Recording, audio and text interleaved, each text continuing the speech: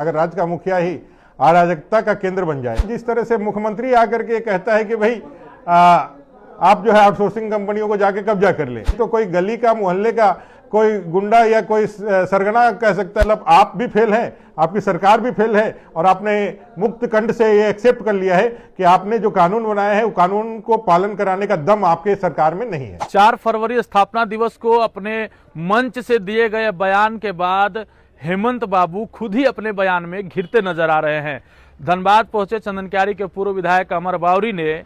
सरकार को घेरते हुए कहा है कि यह सरकार अपने ही कामों में और अपने ही बनाए गए नीति नियमों में विफल नजर आती है। जो यह भाषा है, जिस भाषा का उल्लेख उन्होंने, जिस भाषा का प्रयोग उन्होंने मंच से किया है, वह अमर्यादित है और वह किसी गुंडे की भाषा से कम नहीं है। ये बोल चंदनक्यारी के पूर्व विधायक और भाजपा के प्रखर नेता अमर बावरी के हैं। साथ ही उन्होंने एलेमनोस्कोप से बातचीत करते हुए और क्या कुछ कहा, सुनाते हैं हम आपको। ये बहुत ही विरोधाभासी आपका कंट्राडिक्टरी बयान है। एक तो राज्य के मुख्यमंत्री हैं जिनके पास पूरा स्टेट का पावर है और जिन्होंने अपने विधानसभा से यह बिल पास कराया है कि भाई हम यहाँ राज्य के अंदर जितने भी आउटसोर्सिंग कंपनियां रहेंगी उसमें 75% स्थानीय नौकरियों को नौकरी देंगे। अब बिल जो एक्ट बन गया है, कानून बन गया है, जिसका रेगुलेशन बन गया है, आप एक सरकार के रूप में उसका इम्प्लीमेंटेशन नहीं करा पाते हैं,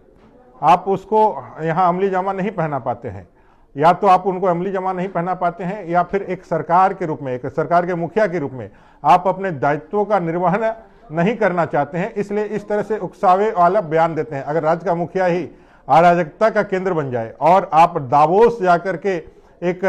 नाटकपूर्ण अभिनय करते हैं कि हम वहाँ जाकर के हम निवेश लेकर के आ रहे हैं और यहाँ उद्योग और उद्योगपतियों के लिए या उद्यमियों के लिए जो आप कंटक, आप जो यहाँ पे अवरोध पैदा कर रहे हैं एक मुख्यमंत्री के रूप में, तो दोनों ही चरित्र हमेशा से आपके विरोधाभासी रहे हैं। और हम लोगों ने हमेशा कहा है कि जो वर्तमान की सरकार है इसके कथनी और करनी में जमीन आसमान का अंतर है। ये जो बोलते हैं उसके ठीक उल्टे ये करते हैं और इसी मुझे लगता है कि बहुत घोर निराशा यहाँ के उद्यमियों के बीच में है। उनके अंदर जो है एक बहुत बड़ा डर का भी भावना है, जिस राज्य सरकार को कानून का पालन करते हुए उनको संरक्षण देने का, गुंडे तत्वों का जो अराजक तत्व है उसको नियंत्रित करके उद्योग और उद्योगों को बढ़ाने का, उद्यमियों को बढ़ाने का प्रोत्साहन देने का दायित्व है, वो यदि खुल अराजकता के लिए युवाओं को ऐसे बहकावापूर्ण कार्रवाई करता है तो ये यहाँ के युवाओं को भी बेवकूफ़ बना रहा है। जहाँ 75% आरक्षण देकर के वाहवाही लेता है कि हम 75% यहाँ के लोकल जो चाकरियाँ हैं, नौकरियां हैं, उसमें हमने आरक्षित कर दिया है, दूसरी तरफ ये करते हैं जहां नहीं दे रहा वहां आप। इसका मतलब आप भी फेल हैं, आपकी सरकार भी फेल है और आपने मुक्त कंठ से ये एक्सेप्ट कर लिया है कि आपने जो कानून बनाया है वो कानून को पालन कराने का दम आपके सरकार में नहीं है। पूरा झारखंड का विधि व्यवस्था पूरी तरह से चरमराया हुआ है और आप ये खुद से देख रहे हैं ना, जिस तरह से मुख्यमंत्री आकर के कहता है कि भाई आप जो है आउटसोर्सिंग कंपनियों को जाके कब्जा कर ले। ये तो एक तरह से कोई संवैधानिक पद पर बैठा हुआ एक राज्य का मुखिया का वक्तव्य हो सकता है। ये तो कोई गली का मोहल्ले का कोई गुंडा या कोई सरगना कह सकता है कि अपने लोगों को बोले भाई फलाना आदमी दिहाड़ी नहीं मनेंगे, आपका जो है हफ्ता नहीं दे तो उसके दुकानों को तोड़ दो, उसके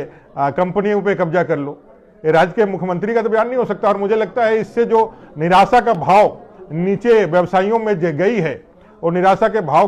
वो भले ही व्यक्त नहीं कर पा रहे, जब मुखिया ही कह दिया है तो उनको संरक्षण कहां से मिलेगा। लेकिन इससे आने वाले समय में इस राज्य के उद्योगों पर बहुत नकारात्मक प्रभाव पड़ेगा। और मुझे लगता है कि जो आज आभा मंडल बना है, वातावरण बना है धनबाद सहित पूरे जगहों में, कि जिस तरह से उद्यमी भाग रहे हैं, दुकानों को बेच के चले जा रहे हैं, रैंसम जिस तरह से मांगा जा रहा है, उनको किसी प्रकार का संरक्षण नहीं मिल रहा है, गोलियां चल रही है,